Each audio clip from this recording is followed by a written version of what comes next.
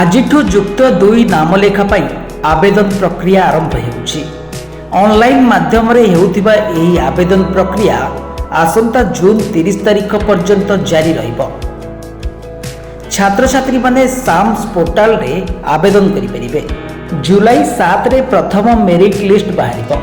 ଜୁଲାଇ 8ରୁ 14 ଯାଏଁ ଆଡମିସନ ପ୍ରକ୍ରିୟା ଜାରି ରହିବ। ଜୁଲାଇ 24ରୁ ଯୁକ୍ତ 2 ପ୍ରଥମ ବର୍ଷର ପାଠପଢ଼ା ଆରମ୍ଭ ହେବ। ରାଜ୍ୟରେ ଥିବା ଉଚ୍ଚ ମାଧ୍ୟମିକ ବିଦ୍ୟାଳୟ ସମେତ ସେଲ୍ଫ ଫାଇନାନ୍ସିଂ କଲେଜ, ଉପଶାସ୍ତ୍ରୀ ଓ ଧନ୍ଦାମୂଳକ ଶିକ୍ଷା କଲେଜରେ ନାମଲେଖା ପାଇଁ ବିଜ୍ଞପ୍ତି ପ୍ରକାଶ ପାଇଛି।